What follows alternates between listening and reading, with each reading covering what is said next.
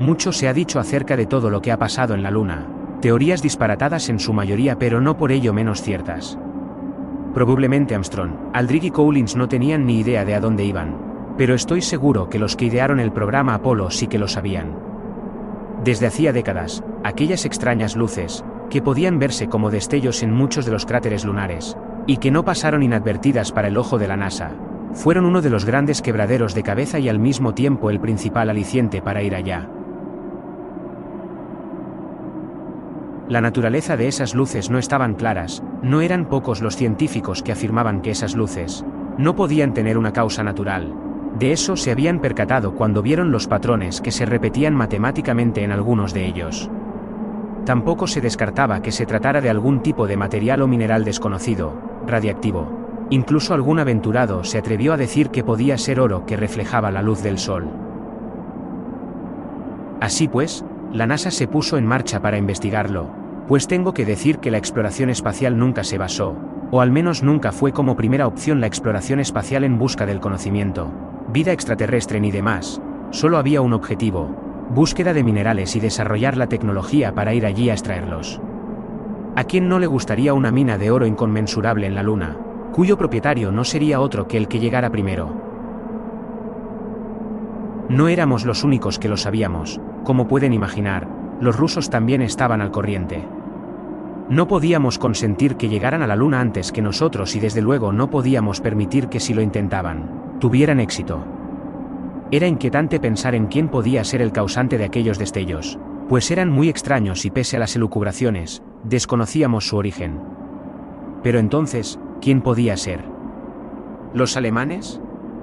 Bueno, en algunos círculos militares se rumoreaba que los nazis, en 1944 habían logrado llegar allí con sus naves Haunebu, incluso más allá, a Marte, donde ya habrían instalado sus propias bases militares.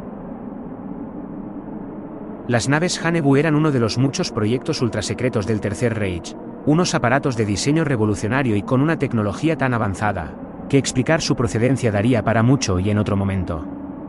Sin embargo, pese a que habían conseguido hacer real algunos de sus proyectos secretos, ese no se encontraba entre ellos, tal y como pudimos sonsacar a muchos de los científicos que trabajaron para los nazis y que después lo hicieron, bajo el ala del Pentágono, muy bien pagados por nuestro gobierno y decidiendo colaborar gustosamente a cambio de una soga en el cuello. Los rusos, obviamente tampoco, ya tenían bastante con haber traspasado la estratosfera después de achicharrar a innumerables perros, monos, prisioneros de guerra y patriotas que en pos de su país, dieron su vida solo para contentar a su gobierno en una carrera espacial que la tenían perdida nada más empezar. La llegada a la Luna no fue un milagro de la ingeniería como muchos dicen, fue un milagro a secas. Las probabilidades de llegar allí con éxito, tal y como se dijo a la prensa y tal y como creían saber los astronautas, eran del 90%, de aterrizar con éxito a la primera oportunidad, del 50% una estadística más que suficiente como para que a día de hoy, se cancelase el proyecto. Pero la verdadera cifra del éxito de la misión, era de menos de un 15%, para muchos ingenieros del 5%, y no fueron pocos los que afirmaron que eran prácticamente nulas. Una misión suicida, pero el jefe del proyecto, probablemente el más optimista de todos, pensaba lo contrario, y los astronautas, engañados, pensaban que todo sería mucho más fácil, estando el éxito de la misión asegurado, pues en realidad eran muchas cosas las que todavía se desconocían de la Luna. No me atrevo a imaginar las caras que pondrían cuando estuvieron a punto de morir, irradiados por los cinturones de Van Allen o posteriormente, cuando fueron a aterrizar. Un fallo en las coordenadas les desplazó más allá de donde estaba previsto el aterrizaje. A medida que Armstrong y Aldrin comenzaron a recorrer los 15 kilómetros para el descenso a la Luna, las posibilidades de no lograrlo empezaron a crecer y la incertidumbre empezó a apoderarse de ellos. Los audios que pudieron oírse en el centro de control de la NASA estaban llenos de nerviosismo. No se sabía qué era peor, si la tensión en la voz de los astronautas o el silencio cuando no hablaban. Unas 400.000 personas estuvieron involucradas en el proyecto Apolo de la NASA. Solo un reducido equipo de entre 20 y 30 personas estaban en aquel centro de control y los únicos que podían comunicarse con ellos. Una comunicación de pésima calidad, y penosa en todo momento, donde apenas podían entenderse más de 4 palabras seguidas de lo que los astronautas decían. El aterrizaje del módulo lunar Eagle fue accidentado, casi fatal, pero el despegue de vuelta fue aún peor, pues habían agotado casi todo el combustible de la nave, teniéndolo justo para poder regresar. Un mínimo fallo y hubieran quedado atrapados para siempre en la Luna, sin posibilidad alguna de volver y con muchas de morir. A los astronautas les enseñan que la muerte en el espacio puede ser una posibilidad más real y probabilística de lo que se esperaría, pero creo, personalmente, que ni Armstrong ni Aldrin ni Collins estaban realmente preparados para lo que iban a ver. La experiencia en la Luna y lo que se encontraron allí debió de ser menos gratificante que a los actores que les interpretaban en la película que más tarde se mostraría al mundo entero, calentitos dentro de sus trajes y bajo los focos del plató en algún lugar de Hollywood. Aunque algunos dicen que en el desierto de Nevada, ¿qué importa? No se sorprendan, había que vender bien la llegada a la Luna y lo cierto es que la llegada a la Luna fue una chapuza milagrosa que salvo unas cuantas rocas lunares, pocas pruebas por no decir ninguna, podía aportar de su autenticidad. Los rusos lo sabían, por supuesto, se enteraron gracias a sus labores de espionaje. No les sirvió de mucho, obviamente no podían decir ni pío y mucho menos chantajearnos, ya que nosotros podíamos también tirar de la manta, pues sabíamos de todas y cada una de las atrocidades que habían cometido hasta llegar a poner a Yuri Gagarin en el espacio. Ellos se quedaron con el mérito de ser los primeros en llegar al espacio y nosotros a la Luna, y así se acordó. Así pues puedo decir, no sé si con tanto orgullo, que si fuimos a la Luna, vaya que fuimos, pero no como se lo han contado a ustedes. Fue una misión muy peligrosa, casi suicida, cuyos protagonistas desconocían. No pocos fueron los sorprendidos al ver la cara de terror de Armstrong, Aldrin y Collins cuando salieron del módulo lunar, una cara que les duró muchas ruedas de prensa. Solo a los íntimos no extrañó que no quisieran volver jamás ni siquiera oír hablar de salir de nuevo al espacio. Las comunicaciones con la nave espacial eran pésimas, y en algunos momentos no podíamos comunicarnos con ellos, aunque nosotros sí podíamos oír sus palabras de angustia. Enseguida aparecieron los problemas en la antena de alta ganancia, el enlace de radio que permitía al centro de control hablar con Armstrong y Aldrin, así como recibir datos de los sistemas del módulo lunar. Sin una comunicación medianamente fluida era difícil que el módulo lunar pudiera aterrizar, pero, a pesar del caos y la información que se entrecortaba constantemente, los astronautas pudieron oír la orden de encender el motor y comenzar el estrepitoso descenso hacia la superficie lunar. Pero algo iba mal. Desde el centro de control, nos percatábamos que la nave estaba adquiriendo velocidad, demasiada para poder hacer un buen aterrizaje. Armstrong también se dio cuenta de que estaban yendo demasiado rápido, pero se consiguió estabilizarla muy cerca del límite de seguridad. Es entonces cuando otro problema apareció. Para aterrizar en la Luna, la tripulación dependía casi por completo de la computadora a bordo. En 1969, aquella computadora era lo más avanzado que podía tener una nave espacial. A día de hoy su capacidad de memoria es superada por cualquier calculadora y a decir verdad su aspecto no era muy diferente, donde una rudimentaria pantalla mostraba una serie de números que suponían toda la información necesaria. Cuando faltaban apenas 5 minutos para el alunizaje, un código apareció en la pantalla, 1202, o como lo leyó entonces Armstrong, 1202. En el centro de control nadie entendió lo que estaba sucediendo. ¿Qué quería decir aquel número? ¿Tendrían que abortar el aterrizaje? ¿Estaban en peligro las vidas de los astronautas? Después de los 15 segundos más largos de nuestras vidas, finalmente la respuesta llegó. El código 1202 quería decir que la computadora estaba sobrecargada de tareas. La máquina había sido programada de tal forma que, en caso de estar sobrecargada, pasaba a priorizar las tareas críticas para la misión, y una de ellas era mantener el módulo volando a la velocidad y en la dirección correctas. Por lo tanto, ningún astronauta gobernaba la nave. Todo lo hacía la computadora que estaba guiando automáticamente al Águila a la zona de alunizaje. Es entonces cuando Armstrong comunicó que la zona de aterrizaje era muy complicada por estar llena de rocas, algunas grandes y puntiagudas. Una mala maniobra significaba acabar destrozándose contra aquellas rocas, convirtiendo al Eagle en un amasijo de chatarra. Sin embargo, la nave se estaba dirigiendo al Mar de la Tranquilidad, el punto elegido, pero sobre el cráter oeste, un agujero gigante de unos 30 metros de diámetro con rocas del tamaño de autos.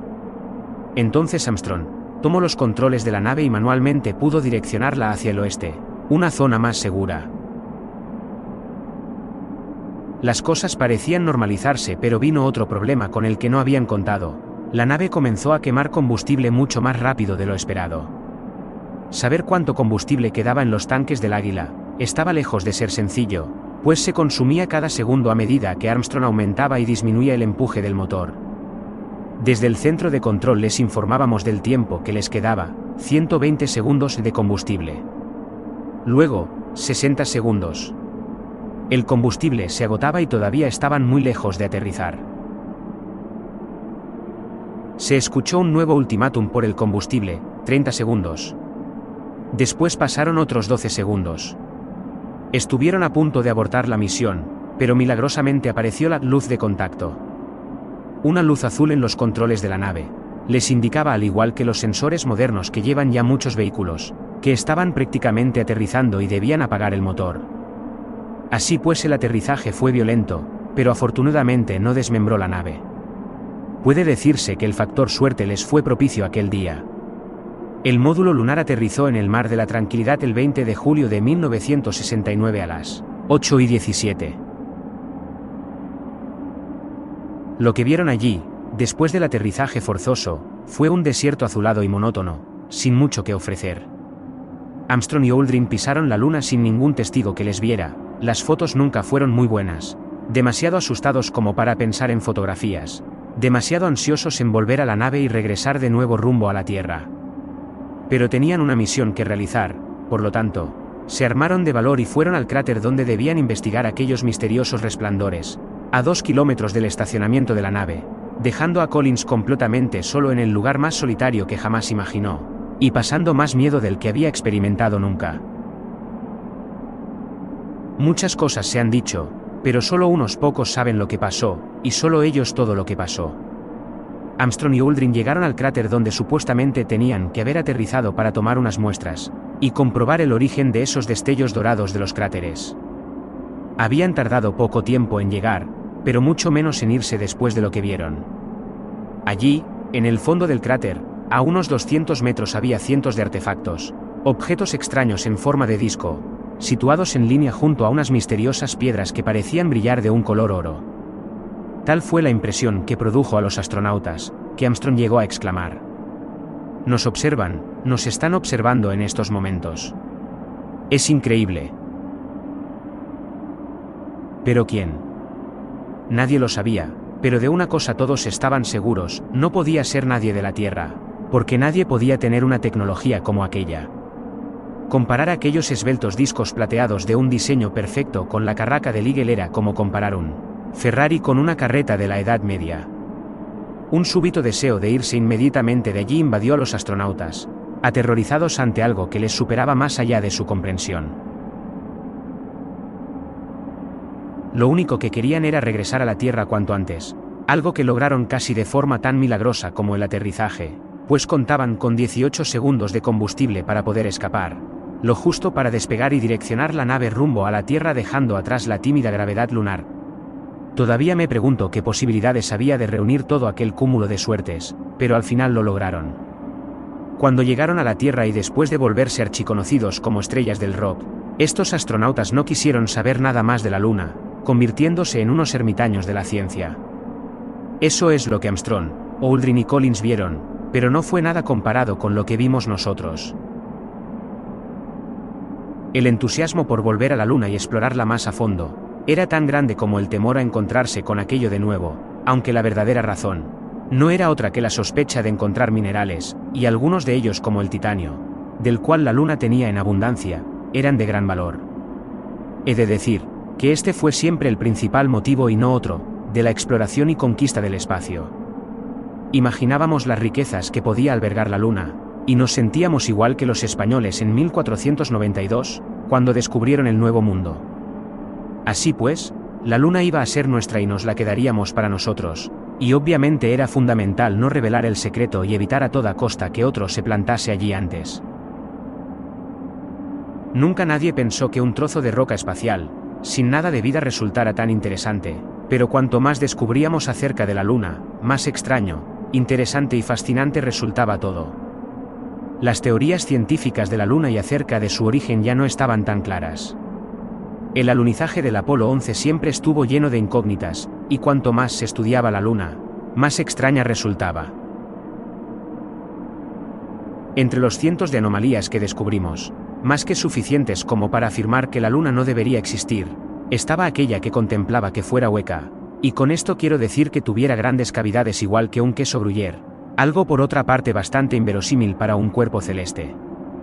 Sorprendentemente, esta idea ya había sido planteada por algunos científicos con anterioridad, pero se hizo más notoria, por primera vez en 1969, durante la misión de alunizaje del Apolo 11. Los investigadores de la NASA trataron de conocer mejor la composición de la Luna. Durante la misión Apolo 12, los astronautas Conrad y Alan realizaron una serie de experimentos sísmicos. Una vez que los astronautas del Apolo 12 estuvieron a salvo en el módulo de mando, estrellaron el módulo lunar contra la superficie de la Luna. El impacto fue equivalente a la detonación de 1 tonelada de TNT, y desencadenó lo que se conoce como un terremoto lunar, el primer terremoto lunar provocado por el hombre. Los sismómetros del PS registraron las vibraciones resultantes, que fueron mucho mayores y duraron mucho más de lo que los científicos habían previsto. Eran muy diferentes a las vibraciones de los terremotos que conocemos. Y la Luna resonó como si fuera una campana durante horas. A este hecho se sumaron unas fotografías un tanto llamativas de una de las sondas lunares, donde se mostraba lo que parecía una cueva, gigantesca, de unas medidas sospechosamente proporcionadas. Así pues, las razones para pensar que la Luna era relativamente hueca, cobraban fuerza. Había razones para ir a la Luna una y otra vez, vaya si las había.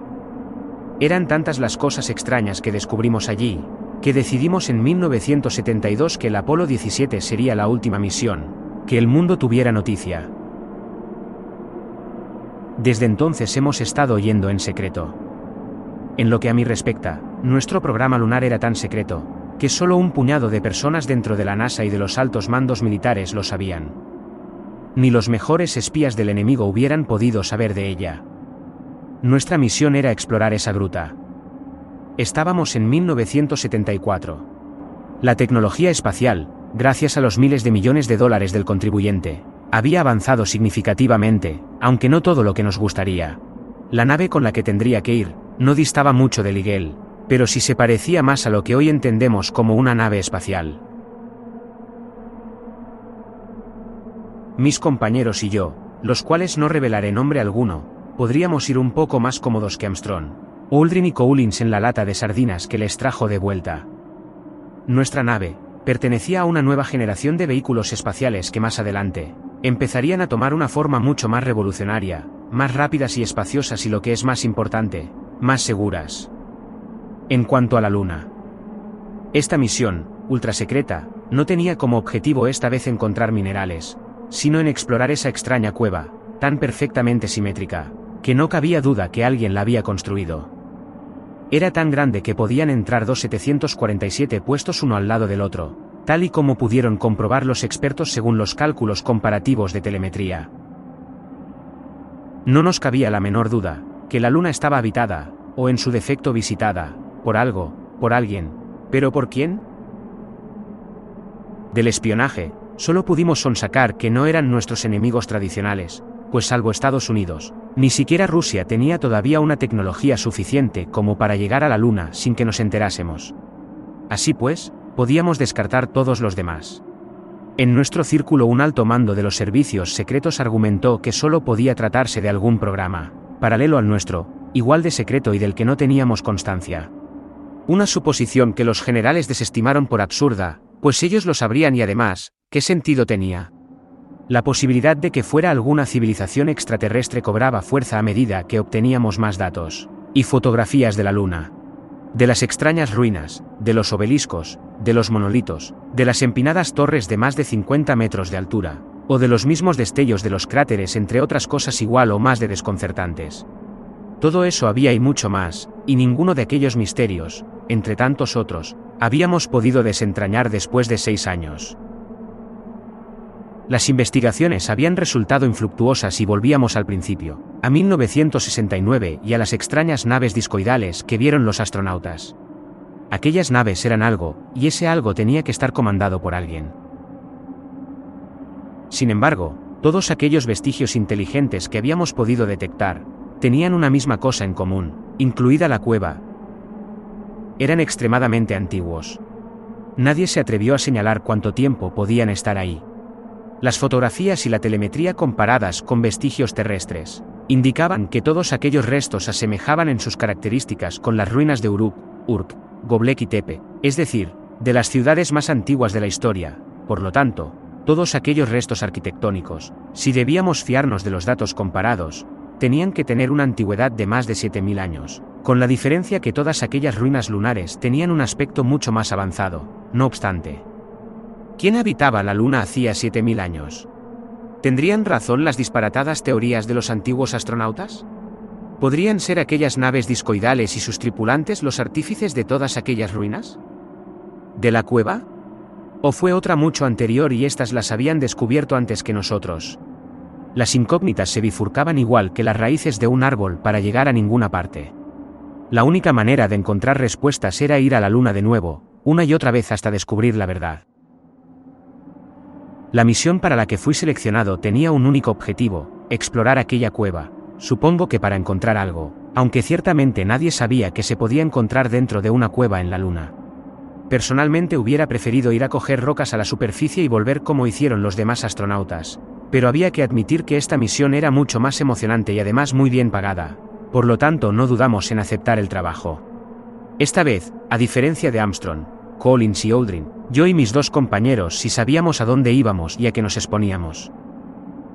Nuestro entrenamiento fue rutinario y como el de cualquier otro astronauta salvo por una particularidad. Nos entrenaron en combate cuerpo a cuerpo y en el manejo de armas automáticas de gran alcance. Como los tres veníamos del ámbito militar y habíamos sido hasta entonces militares, con rangos de sargento y teniente respectivamente, sabíamos perfectamente el manejo de aquellas armas y de muchas más. Los ideólogos de este programa se mostraron convencidos de que debíamos de ir, por decirlo de algún modo, entrenados, evitando decir armados. Pudimos deducir que esperaban la posibilidad de que encontráramos entes hostiles, y que ya sabíamos lo que teníamos que hacer. Pensé que una acción así, contra unos seres que podían tener aquellas naves de poco o nada iba a servir. Más bien, tal y como les dije, habría que preocuparse de con qué podían atacarnos ellos, si lo hacían. Se mostraron inflexibles e insistieron sin discusión alguna en el entrenamiento militar y la dotación de armas para ir a la Luna. Mis compañeros y yo pensamos en lo ridículo de tal decisión, pero accedimos. Nuestro lanzamiento estaba preparado. Todo en el más absoluto de los secretos. Cuando estás en el Área 51 no tienes que preocuparte por los testigos o por quién pueda verte desde lejos. Allí en una zona próxima al lago Graham, todo estaba listo. Resultaba paradójico que hacía 5 años, algo así había sido visto por millones de personas y ahora, a nosotros, allí en aquel desierto. Solo una veintena de personas iban a ser los afortunados en vernos marchar a la Luna, una vez más. Estoy seguro que Armstrong, Aldrin y Collins hubieran cambiado toda aquella parafernalia y protagonismo por una nave como la que teníamos nosotros, mucho más moderna, segura y fácil de pilotar. No los envidié en absoluto en aquellos momentos. Posiblemente no habría accedido a la misión si hubiera sido en un cacharro como el Eagle. Así pues despegamos a las 3 de la madrugada de un miércoles, que es cuando menos tráfico aéreo había. Los motores estallaron con un sonido ensordecedor. Costaba entender cómo todo aquel estruendo no fuera oído por nadie más. Pareciese el Área 51 el lugar más aislado de la Tierra y sin embargo, estaba solo a algo más de 80 kilómetros de Las Vegas, la ciudad del pecado y del ruido. Un ruido siempre perenne que nos ayudaba a pasar más inadvertidos. Por otra parte, la comunicación por radio era fluida y nítida, como debía haber sido desde el principio. Ni yo ni mis compañeros estábamos nerviosos en absoluto, pese a que ninguno había estado nunca en el espacio, tal vez, debido al secretismo de la misión. Al no tener millones de ojos encima, todo era más rutinario. Cuando atravesamos la estratosfera y llegamos al espacio, observamos la Tierra y cómo nos alejábamos de ella, en pos de una luna que se volvía más grande. Cuando estás en el espacio, sencillamente, no puedes olvidar la imagen de la Tierra en toda su magnitud. Estará grabada en mi mente a fuego, para siempre. Aquella bola azul, suspendida en mitad del vacío, tan pequeña y tan grande al mismo tiempo, tan llena de vida y tan sublime. Verla de aquella manera, brillante en mitad del vacío, en mitad de la oscuridad del espacio infinito, se me antojó como ver una joya de un valor incalculable, hermosa, delicada, única, como un hijo al que hay que cuidar y quieres con toda tu alma. Aquella imagen cambió mi percepción del mundo para siempre, y para mis compañeros, que no dejaban de observarla con la boca abierta, pienso que también, los cuales argumentaban que no habían visto nada tan bello. Pienso que si todo el mundo pudiera ver el planeta como yo lo vi, no se atreverían ni a arrojar el papel de un caramelo al suelo. Nuestra atención empezó a centrarse en lo que teníamos enfrente, una luna cada vez más y más grande que percibíamos como una ensoñación. Todo fue bien, y no tuvimos ni uno solo de los problemas que habían tenido las otras misiones.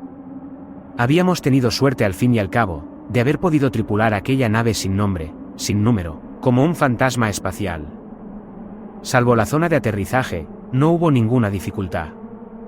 La luna, a diferencia de las fotos que solemos ver, donde todo está sospechosamente limpio, en realidad todo está llena de piedras y rocas enormes, están por todas partes, incluso en la llanura donde teníamos previsto aterrizar. Teníamos que calcular bien nuestros pasos para no acabar estrellados contra ninguna de aquellas rocas, algunas del tamaño de un todoterreno. Finalmente aterrizamos, con una suave maniobra similar al de los helicópteros, aunque tal y como dijo uno de mis compañeros, igual que el aterrizaje de un Harrier, apagamos el motor de la nave, al 66% de combustible, más que suficiente para volver a casa. Miramos por la ventanilla antes de salir al exterior.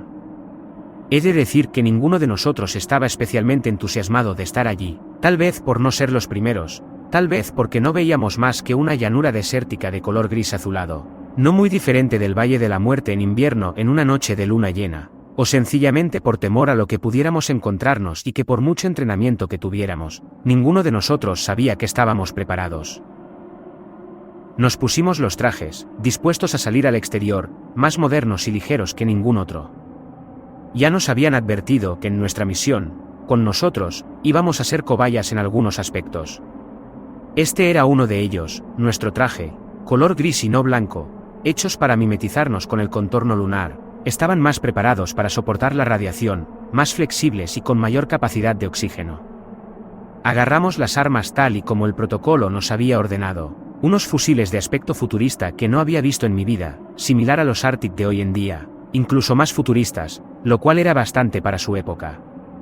Su funcionamiento, en cambio, era sencillo, similar a una K-47. Así pues nos los anudamos a la espalda metidos en una funda. Abrimos la escotilla y salimos al exterior. Preparados. Un pequeño y secreto paso para el hombre, un gran salto desapercibido para la humanidad, dijo uno de mis compañeros en una sonrisa mientras dejaba su propia huella en la superficie. Reímos. Caminar por la luna era bastante divertido, pero costaba acostumbrarse. Lo más parecido que puedo decir era a caminar debajo del agua, pero sin agua. Por lo tanto, caminabas con la misma ligereza y flotabilidad, pero sin la presión que más o menos te mantiene de pie. Por lo tanto, era fácil caerse, aunque debido a la baja gravedad, también era fácil poner las manos o las rodillas sin sufrir daño, debido a la baja gravedad, que hacía que todo pareciese ir en cámara lenta. Dejamos estacionada la nave en un llano rodeado de rocas, que la hacía camuflarse desde la lejanía. La gruta estaba a unos 1200 metros de donde nos encontrábamos. Después de una primera toma de contacto, nos pusimos en marcha sin más dilación. Uno de los 3 miembros se quedó en la nave, lo habíamos echado a suertes, pues en principio no estaba contemplado y la misión nos había obligado a que fuéramos los 3, pero creímos más prudente que uno de nosotros permaneciera en la nave en todo momento, por si las cosas se ponían feas o en el peor de los casos, que al menos uno pudiera regresar a la Tierra. Pude comprobar cómo al astronauta al que le tocó permanecer en la nave respiraba con cierto alivio. Estaba claro que no tenía gana alguna de ir a explorar aquella cueva, le ponía nervioso, algo que por otra parte, ninguno de los otros 2 que estábamos podíamos disimular demasiado. Ciertamente introducirnos en una cueva en la luna podía parecer emocionante, pero en realidad el temor era la sensación que imperaba. Estar en la luna es muy extraño. Mientras mi compañero y yo caminábamos a grandes saltos, No parábamos de tener la certeza de que alguien o algo nos estaba siguiendo, y más de una vez, nos parábamos para mirar en todas direcciones esperando encontrar algo que era mejor no saber. Afortunadamente, no veíamos nada, pero eso no impedía que de vez en cuando echáramos la vista atrás. En aquel lugar en medio del espacio, donde no había ni una brizna de vida que lo adornase, teníamos la sensación, en todo momento, de que alguien nos observaba, por lo tanto nuestras zancadas se hacían cada vez más nerviosas y apresuradas a medida que nos encaminábamos hacia la cueva. Mientras tanto, el compañero que permanecía en la nave se mantenía ocupado revisando todo el aparataje de la nave y disfrutando del paisaje lunar desde las ventanillas. Apenas nos comunicábamos con él, por el momento. Llegamos a la entrada de aquella cueva sin dar crédito a lo que veíamos. Delante de nosotros se erguía una gruta inmensa, como si fuera la boca de un monstruo gigantesco. Tan grande y alta que perfectamente podía entrar en ella la Estatua de la Libertad si ésta caminase. Mi compañero y yo nos miramos, estupefactos. En ningún momento imaginamos que algo así podía existir en la Luna. Pero allí estaba, una gigantesca gruta, que parecía tallada en la mismísima roca que conformaba un promontorio lunar, con una forma que recordaba a los arcos ojivales de las catedrales medievales europeas. La luz del sol la iluminaba de tal manera que el juego de luces y sombras no permitía ver nada más allá de su entrada salvo una inmensa negrura. Preparamos el protocolo 1, nos dispusimos a entrar en la gruta, activando las potentes linternas que teníamos a ambos lados del casco. Solo disponíamos de 8 horas de oxígeno, pues así contábamos el tiempo que teníamos. Por lo tanto, solo podríamos avanzar unas 3 horas y 45 minutos hasta dar media vuelta y volver de nuevo a la nave. No sé si fue por la malsana sensación de ver aquella gruta o qué razón, pero tanto mi compañero como yo estábamos muertos de frío. Sabiendo que dentro del traje estábamos a 18 grados nos fijamos en el suelo y algo nos llamó poderosamente la atención. Estaba lleno de marcas muy raras, de algo que se arrastraba pero que no podíamos saber qué era. Por decir algo, se parecía a las marcas que dejan las cadenas de los tanques. Era tan evidente que enseguida descartamos una posible explicación geológica. Encendimos las luces y nos adentramos en la negrura. Nuestros pasos eran lentos, e inconscientemente, intentábamos ir en silencio. Las luces de nuestros cascos eran potentes y podían iluminar más de 40 metros, pero solo alcanzaban la negrura, lo cual no sabía si era un alivio o un motivo para ponernos aún más nerviosos. Resultaba inquietante caminar por el centro de la cueva, así que caminábamos junto a la pared derecha de la gruta, donde también podíamos ver las mismas marcas que habíamos visto en el suelo. Mi compañero añadió sin ningún género de dudas: son las mismas marcas que deja una tuneladora, lo he visto en la construcción del metro en Nueva York. Este agujero está hecho por algo gigantesco. Algo dirigido por alguien, pero ¿quién? ¿Quién podría hacer algo así? Obviamente no se trataba de ningún monstruo como los de la película Dune. Era evidente que se trataba de algo mecánico, dada la perfección de los patrones. Caminábamos a ciegas, por un túnel gigantesco, donde en todo momento no perdíamos la sensación de ser observados con la impresión de ser asaltados en cualquier momento por algo, pero ¿qué podía haber allí? Irónicamente mantuvimos los pies en la tierra y descartamos que ningún ser extraño podía salirnos al paso como en las películas, pues de haberlo querido, lo habría hecho ya. Podíamos notar que el terreno iba descendiendo más y más, de manera abrupta, a veces tanto que parecía una cuesta. Entonces intentábamos tener mucho cuidado de cómo pisar para no caer porque la inclinación en algunos puntos podía ser mayor de 25 grados. Seguimos las huellas durante un par de horas, donde lo único que había era negrura y nada más, hasta que vimos en el fondo un resplandor, con un brillo tenue, en la lejanía. Nos detuvimos en seco y nos miramos instintivamente mi compañero y yo. Acto seguido echamos las manos a nuestras armas en un movimiento reflejo. ¿Qué es eso?, preguntó mi compañero con tono amenazante. No tengo ni idea, le dije después de escrutar la vista, es como si alguien estuviera dándonos señales con una linterna, desde la lejanía. Es una luz, sin duda, añadí. El resplandor tenía un tono dorado, similar al oro o al bronce cuando le da el sol, pero con un tono mucho más apagado. No obstante, la luz se hacía progresivamente más grande. La luz está creciendo, se vuelve más intensa, dijo mi compañero. Pero se equivocaba. Desenfundé el rifle y enfoqué el objetivo con la mira telescópica, que me permitía ver cualquier cosa 100 metros más cerca. Pude ver aquella luz con más detalle. No se está haciendo más intensa, se está acercando, quien sea que la proyecta, se está acercando, le dije alarmado y sin darme cuenta. Vi de repente a mi compañero que ya tenía la mano en la empuñadura del rifle, dispuesto a desenfunda. Aún no, le dije con un gesto calmado. ¿Crees que nos está viendo?, preguntó mi compañero con la voz apagada. Es lo más probable, al igual que nosotros a ella. Aunque la luz de nuestros cascos es mucho más pequeña, a más de 50 metros nadie debería poder vernos.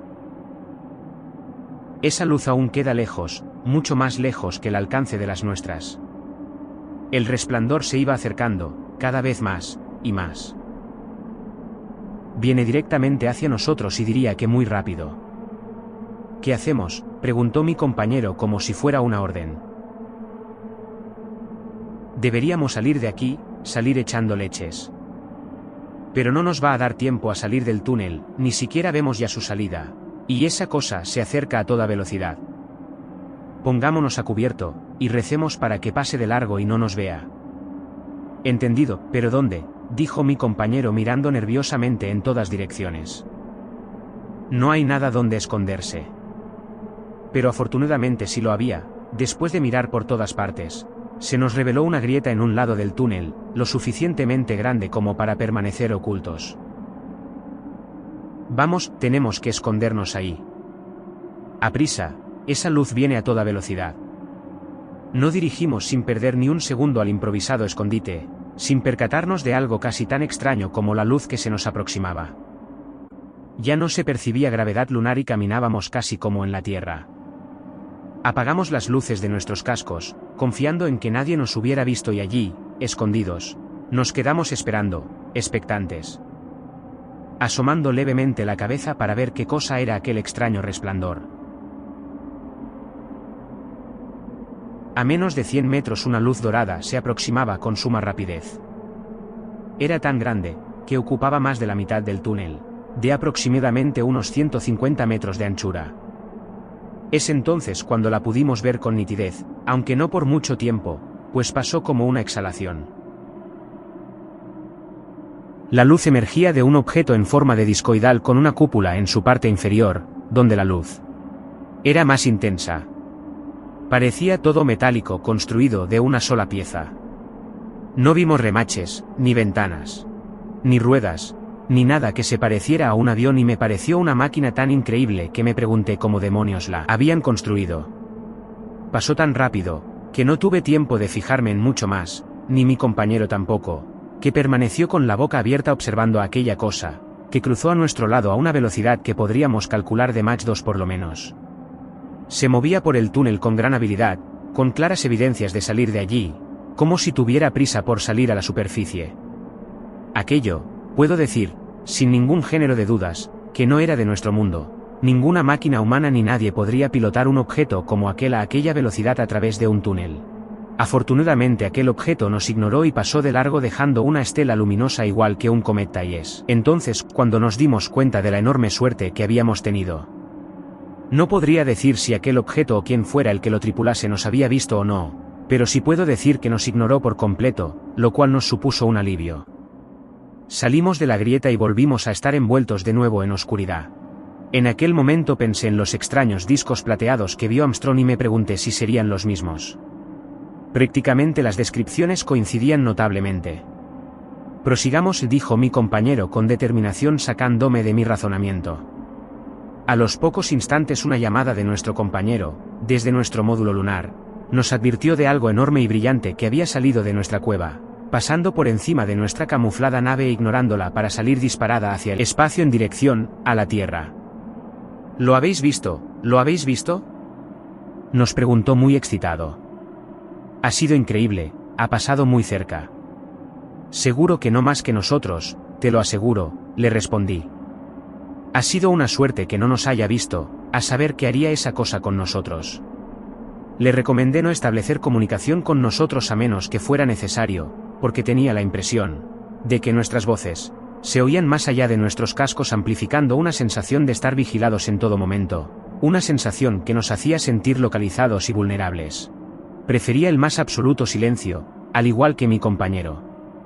Teníamos una misión que cumplir, así que seguimos adelante. No sabíamos si estábamos haciendo lo correcto, si era prudente. Tal vez nos encontraríamos de nuevo con otro objeto como aquel, o que volviera el que vimos, con la incertidumbre de si tendríamos algún lugar para escondernos esta vez.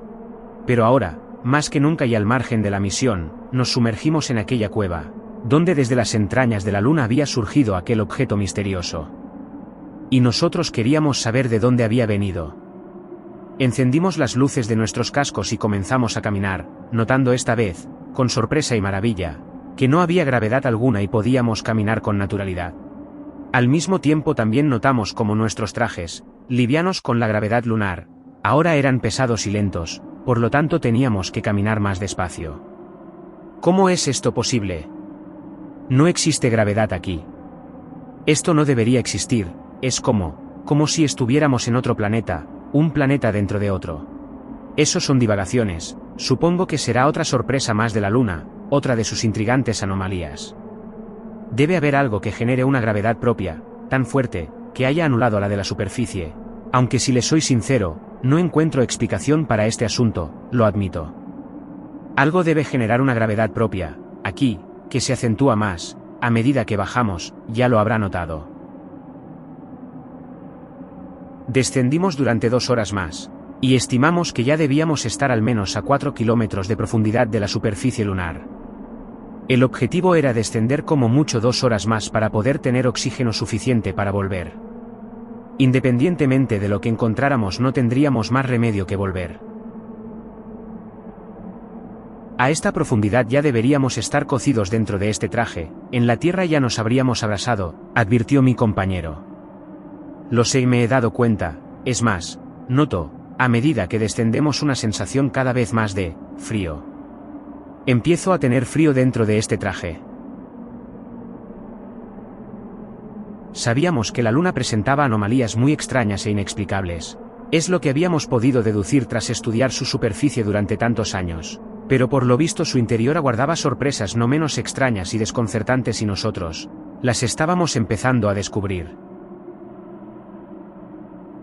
Caminamos y caminamos, siempre mirando constantemente hacia atrás, para comprobar si el objeto que nos había rebasado volvía, pero no volvió. Sin embargo, apareció al fondo otra luz, una segunda luz, que esta vez no se parecía a la anterior. Era de un color azulado y no venía hacia nosotros, esta vez nos estaba esperando. Otra luz, dijo mi compañero. Sí, pero es diferente, es azul. ¿Crees que puede ser otra nave como la anterior? Tal vez. Esta vez fue mi compañero quien sacó su rifle para observar por la mira telescópica. También hice lo mismo. La luz está más lejos, parece inmóvil, es como un aura. Tenemos que ir a ver de qué se trata, sigamos. Los astronautas avanzaron con sus pesados trajes, de manera lenta y pausada, con los rifles a mano por si era necesario, aunque ninguno de ellos esperaba que lo fuera. Mi compañero comunicó al módulo lunar todo lo que había pasado y hacia dónde nos dirigíamos. En silencio, nos contestó: tened cuidado, no dudéis en daros media vuelta y volver a la mínima de cambio. Después, cortó la comunicación y no volveríamos a oírle hasta mucho después. No obstante, seguimos avanzando, y la luz se hacía más intensa, pero era distinta a la anterior. La luz parecía provenir de un lugar similar a un incendio cuando se contempla desde la lejanía, pero allí no había ningún incendio, solo una luz nebulosa y sucia de color azulado que parecía salir de la nada, porque nada la proyectaba. A unos 300 metros la luz se volvió más intensa y pudimos deducir que venía o debería venir desde el suelo, al igual que la niebla de un pantano. Seguimos avanzando. Mi compañero y yo nos veíamos de un tono azulado y difuso, y la niebla nos impedía ver más abajo de nuestras rodillas. Nuestros ojos se acostumbraron a aquella luz al mismo tiempo que llegamos al final del túnel. Una vez allí, no podíamos creer lo que veían nuestros ojos. Ni en las películas, ni en nuestra más ferviente imaginación hubiéramos concebido algo así. No sé si comprenderán lo que quiero decir, pero intentaré ser lo más certero con mis palabras. Era como asomarse a un abismo, pero en vez de abajo, lo teníamos situado enfrente. Delante de nosotros teníamos la noche, podíamos ver estrellas, o luces similares que alcanzaban hasta el infinito.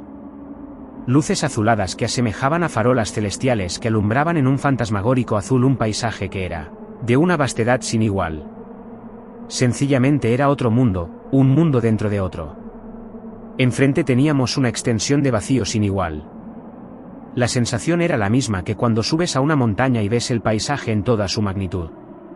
Solo que aquel paisaje irreal estaba bajo tierra. ¿Cómo podía ser? Mirábamos al horizonte y allí abajo había, por decirlo de algún modo, otro mundo. La longitud de la estancia ni siquiera pudimos escudriñarla con los rifes, no tenía fin. Allí abajo podrían caber Los Ángeles y probablemente varias ciudades más como esa. El fondo estaría a cientos de metros más abajo, al que podríamos acceder bajando por la inmensa cuesta que teníamos enfrente, y que ahora podíamos decir que se parecía mucho más a un verdadero camino. Pero eso no era lo más maravilloso. Todo estaba repleto de enormes tuberías, gigantescas, inconmensurables, que recorrían lo que parecía una ciudad, aunque a decir verdad, se me antojaba mucho más similar a una especie de industria o fábrica llena de engranajes. Comenté a mi compañero que debíamos ir abajo y al menos explorar esa maravilla lo que el oxígeno nos permitiera. Me indicó su afirmación con un leve gesto de su cabeza, y nos pusimos en marcha hacia aquella especie de ciudad industrial ciclópea ubicada dentro de la luna. Ciertamente, ninguno de los dos podíamos decir que era realmente lo que estábamos viendo. Bajamos la cuesta y empezamos a caminar por lo que podíamos llamar calles. El suelo era todo metálico y parecía muy consistente, similar al hierro, y desprendía calor. Entonces nos percatamos que todo lo que nos rodeaba estaba hecho de metal. Tuberías y más tuberías, cientos, miles, millones de ellas, conectadas unas a otras como un gigantesco y caótico laberinto y que se extendían por todas partes. Torres muy altas conectadas unas a otras por enormes cables que permanecían en tensión mientras a veces saltaban chispas rojizas. Enormes engranajes que giraban lentamente conectándose unos con otros. Toda aquella maquinaria parecía de algún modo estar viva.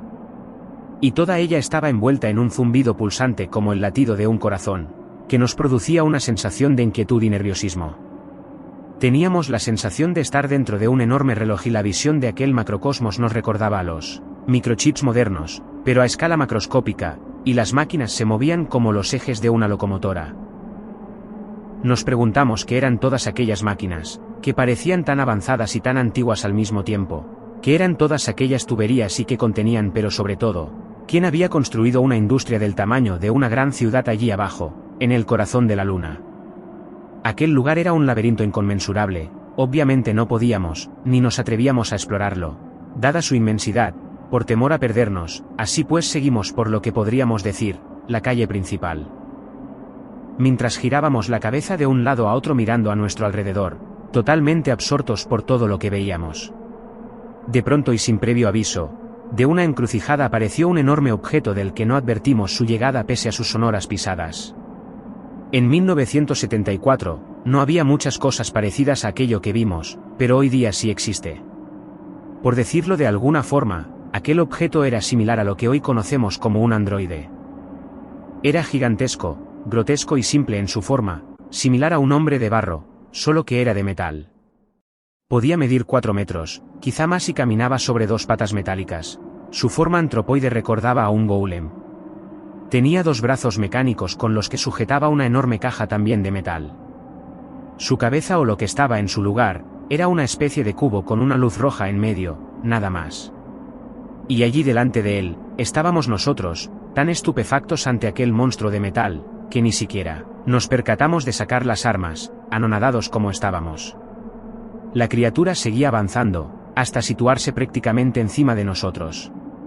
Su sombra nos tapó mientras le observábamos estupefactos. Pero justo cuando estaba a punto de pasarnos por encima se detuvo, como si se hubiera desconectado, y permaneció inmóvil. Entonces retrocedimos, por instinto, temerosos, sin saber muy bien qué hacer. Después, aquella cosa continuó su marcha hasta detenerse de nuevo delante de nosotros. Una corazonada me incitó a coger a mi compañero del brazo y apartarnos del camino, echándonos a un lado. Efectivamente, aquel ser metálico reanudó su camino y pasó por delante, ignorándonos. ¿Qué es esa cosa? ¿Por qué no nos ha hecho nada?, preguntó incrédulo mi compañero. Parece que tiene un trabajo que cumplir, me aventuré a decir, y que no está programado para atacar. Tengo la impresión que no es más que una herramienta de trabajo comandada por alguien que las dirige y que le importa poco nuestra presencia aquí. No sabíamos si continuar nuestro camino o seguirle a ver dónde iba. Optamos lo segundo, así pues, aún a riesgo de perdernos, seguimos a aquel ser, a ver dónde iba y a ser posible, que contenía aquella misteriosa caja. Caminaba con un paso firme y seguro, tenía que ir a algún sitio y parecía saber muy bien hacia dónde se dirigía, pues no titubeaba. Recorrimos un entramado laberíntico de calles y recovecos en todo aquel mare magnum de tubos. Confiaba en poder recordar el camino de vuelta o al menos, que mi compañero fuera capaz de tal cosa. Afortunadamente la entrada de la gruta podía verse desde nuestra posición, ya lejana al respecto, pero que nos servía como punto de referencia para no perdernos. El ser metálico llegó a una gran plaza y allí en medio, para nuestra sorpresa, un enorme disco le esperaba, como el que nos había rebasado en el túnel. Era enorme y estaba abierto en su parte inferior. En un principio, nos extrañó no ver ni un solo ser vivo allí abajo en aquella ciudad industrial. Comprendimos que aquel ser enorme de metal, aparentemente, carente de vida, es lo que más se le asemejaba. En la parte inferior del objeto un haz de luz blanca surgió como si fuera una pasarela y el ser metálico se acercó a ella. La luz se hizo más intensa y la criatura comenzó a subir.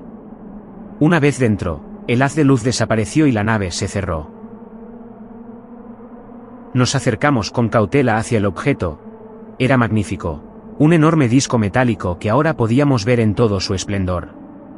Parecía hecho de plata, como salido de un molde, sin tornillos, ni junturas, remaches, nada. Todo estaba hecho de una pieza por donde no había ni un solo resquicio. La cúpula se había apagado tornando del mismo color que la aeronave, un disco perfecto, plateado y brillante. Estaba allí, suspendido a unos 5 metros del suelo, sin nada que lo sujetase. Pero ¿cómo era posible? ¿Cómo lo habían hecho? ¿Cómo era posible aquel objeto que desafiaba las leyes de la gravedad? ¿Quién lo había construido? ¿Estarían allí, en aquella ciudad de tubos? Cientos de preguntas asaltaban mi mente y sin embargo, aquel objeto, que de haberlo oído en boca de otro no lo habría creído jamás, estaba allí, y era real. Nos acercamos hacia la parte inferior del objeto. De pronto, la luz se activó de nuevo desde la cúpula, iluminando el suelo como si fuera el foco de un teatro. El haz de luz salió de nuevo y la puerta se abrió. Nos miramos mi compañero y yo y como si alguien nos lo ordenara en nuestra mente, dimos un paso al frente, y nos situamos delante de aquella pasarela luminosa. Comenzamos a andar a través de ella. Era algo increíble, la luz era sólida como si fuera de cemento y sin embargo podíamos ver a través de ella como si fuera de cristal. Me pregunté qué clase de tecnología era aquella que se mostraba ante nuestros ojos como si fuera magia. Y si sorprendente nos pareció aquello, más lo fue aún lo que a continuación vimos. Una vez dentro del aparato, el haz de luz se cerró y pudimos ver el interior de la nave, que no se parecía a nada que hubiéramos visto antes en ningún objeto volador. Podría decir que aquel disco era grande, con un diámetro de 50 metros, pero dentro, todo parecía mucho más grande. El interior de la nave tenía el tamaño de un estadio de fútbol, por lo menos. Ni siquiera se percibía redonda. Allí dentro las leyes de la física parecían estar distorsionadas por completo. La nave brillaba pero no sabría decir de dónde provenía la luz, creo que tal vez de la misma nave. El interior todo brillaba de un color metálico cromado, similar a los de los parachoques de los coches antiguos, al igual que el exterior, pero mucho más brillante, y estaba todo lleno de intrincados dibujos e inscripciones en un idioma que obviamente no entendíamos. Allí, no había nada, era todo un espacio diáfano, como un almacén, pero no había compartimentos ni pisos superiores ni inferiores, aquello, era todo el interior de la nave y no había nada salvo el autómata y la caja, situadas una junto al otro, en el centro de la nave. No había ni cabinas de mando, ni palancas, ni aparataje, ni asientos. ¿Cómo demonios funcionaba aquella cosa?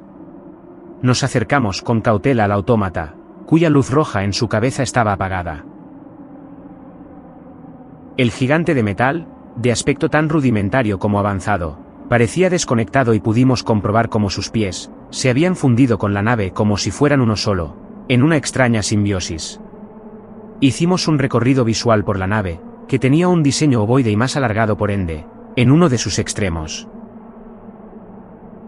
La superficie y paredes de la nave eran tan pulidas que podíamos vernos reflejados perfectamente mi compañero y yo en unos reflejos un tanto distorsionados por los extraños relieves y protuberancias de la nave.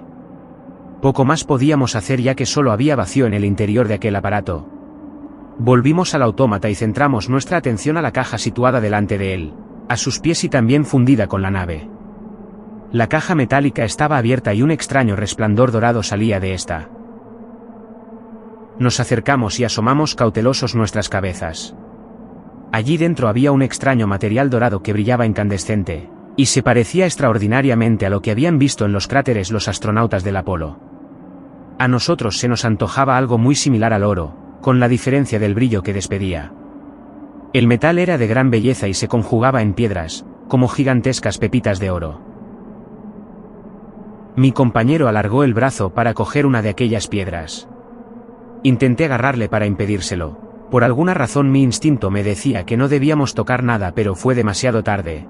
No pude impedir que mi compañero agarrara una de aquellas piedras. Me miró con indiferencia y añadió: «Tranquilo, no pasa nada». Efectivamente, no pasó nada. Ambos mirábamos la piedra que mi compañero sostenía en una de sus manos. Era como el oro, pero con un resplandor que el oro no tenía. Parecía que salía de la misma piedra, como si se tratara de una bombilla. Era un metal muy hermoso, no podíamos dejar de verlo. «No puede ser», le dije a mi compañero al ver en sus ojos la intención de llevársela, mientras aún le sostenía el brazo. «Déjala donde está, creo que es mejor así». Mi compañero me miró, dubitativo, después miró a la caja con todas aquellas piedras y después miró la que sostenía en sus manos.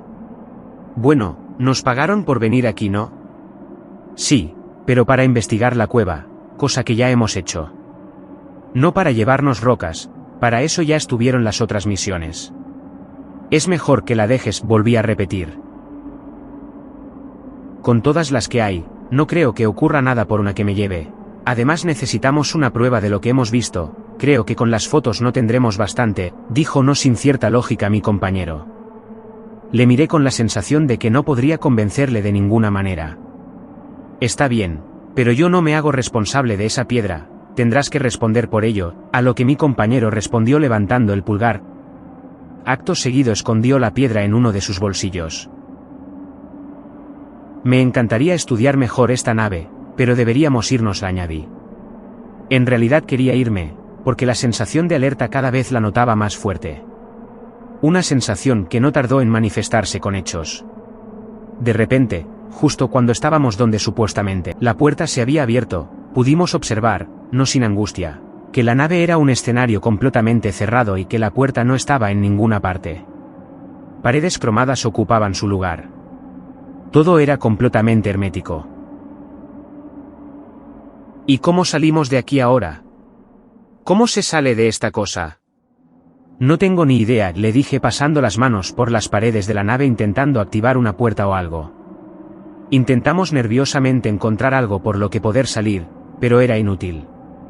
Sin embargo, había una puerta que habíamos visto abierta hacía unos minutos, una puerta que se había abierto y que había desaparecido, engullida por la misma nave, una puerta que de alguna manera tenía que abrirse de nuevo. Después de tantear inútilmente durante un rato, y pensar que las cosas no podían complicarse más, notamos un zumbido. Miramos hacia atrás, y observamos aquel coloso de metal, aquel vigilante de aquellas piedras, cómo encendía la luz roja de su cabeza.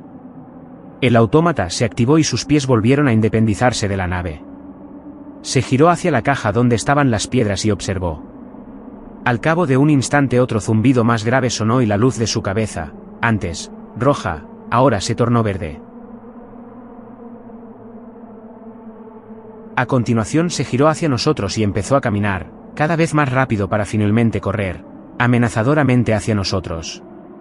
Instintivamente sacamos nuestros rifles y comenzamos a disparar.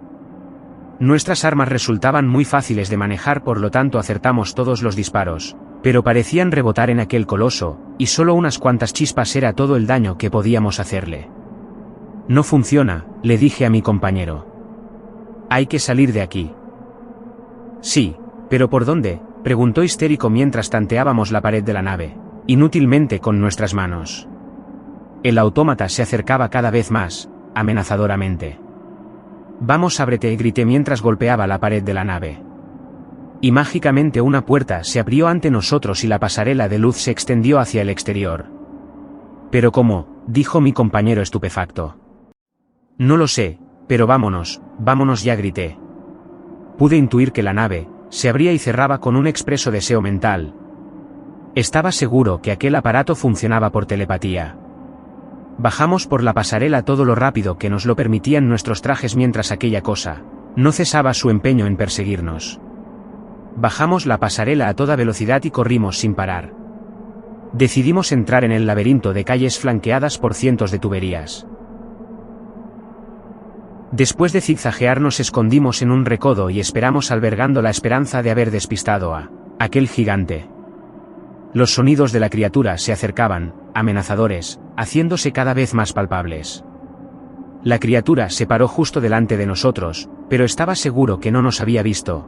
Sin embargo, parecía que aquella criatura tenía cierta inteligencia, porque no se movió y permaneció allí, expectante, y de alguna manera sabía que estábamos escondidos, y esperaba tranquilamente a que saliéramos. Lo que haría después con nosotros ya no estaba tan claro. No podemos quedarnos aquí mucho tiempo. Esperemos un poco, tal vez se vaya, dijo mi compañero sin mucha fe en sus palabras. No lo creo, respondí con un deje de voz, pero accedí a esperar. Tal y como yo pensaba, después de 10 minutos, el autómata no hizo ningún ademán por moverse, mirándonos siempre expectantes. Nos dimos cuenta que ya deberíamos haber procedido al camino de vuelta y que el oxígeno, ahora, empezaba a jugar en contra nuestra. Tenemos que irnos, le dije resignado a mi compañero. Sí, pero ¿cómo? Con eso ahí delante.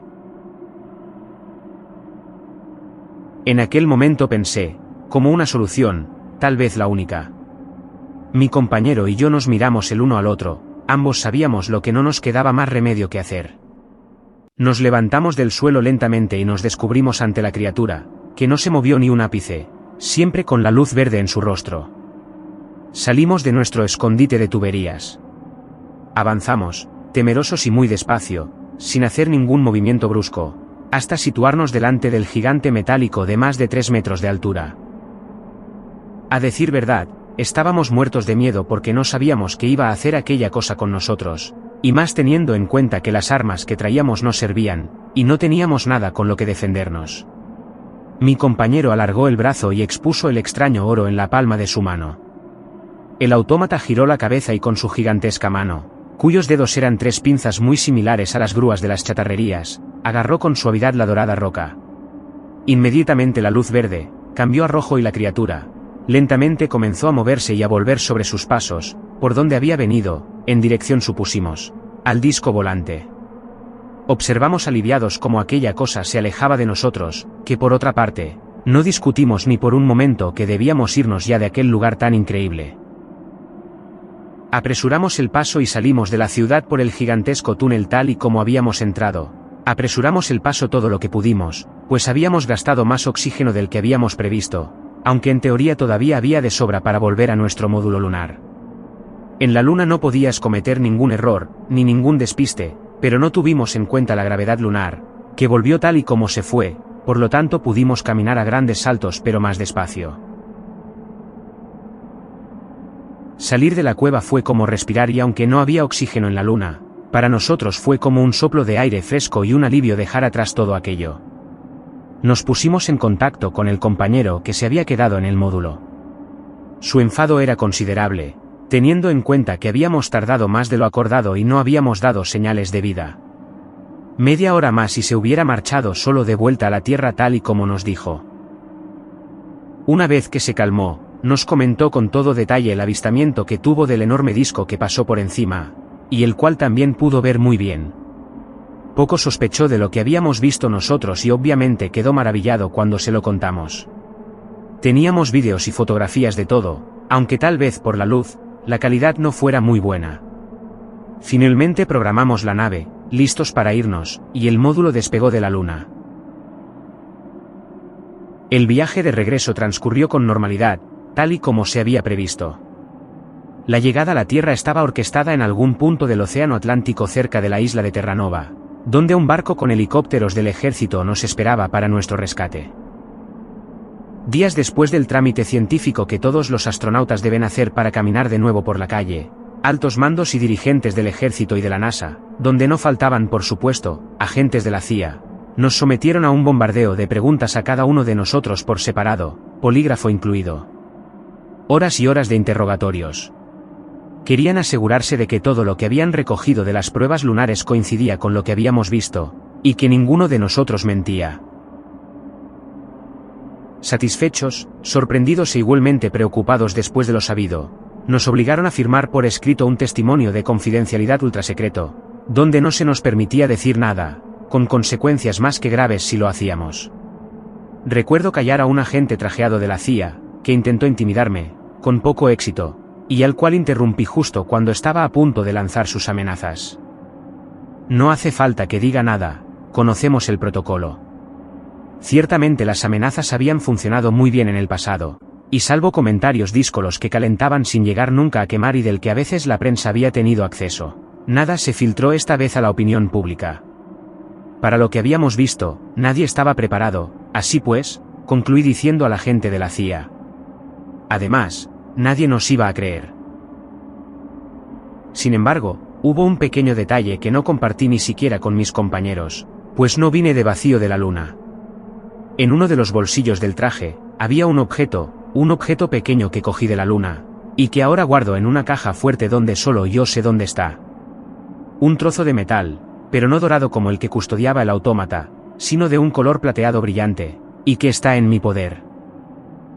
Lo encontré casualmente entre los amasijos de tuberías mastodónticas y kilométricas que vimos allí abajo, y supuse que formaba parte de ellas, pues parecía un tornillo de los que van incrustados en el suelo fijando algún tipo de estructura. No era mucho más grande ni tampoco muy diferente que un tornillo de carpintería estándar, aunque no tenía ninguna forma en la cabeza, por lo tanto me pregunté con extrañeza cómo podía ser apretado. Como no tenía ni idea de qué metal era, aunque sospechaba que podía ser hierro, se lo llevé a un experto en biofísica y química, un hombre de confianza que trabajaba en laboratorios con materiales radiactivos. Sencillamente se quedó sin habla cuando lo examinó en su microscopio. Determinó que era titanio, de una calidad excepcional e inusualmente puro, del 100%, muy difícil de lograr aquí en la Tierra, por no decir imposible. Me preguntó dónde lo había encontrado, le dije la verdad, a medias, para satisfacer su curiosidad, pues no le conté nada más de lo que vi, sencillamente le dije que lo encontré en una roca incrustado, aunque no le dije que era una roca lunar. Meneó la cabeza negando con escepticismo, pues el objeto, a vista del microscopio, era sin lugar a dudas un tornillo, pero con una perfección que aún no habíamos logrado con nuestra tecnología.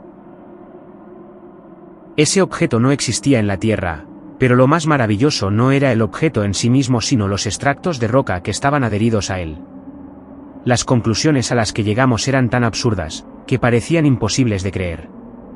El científico solo argumentó que aquello que había descubierto carecía de lógica y desafiaba la razón, pero las pruebas no dejaban lugar a dudas.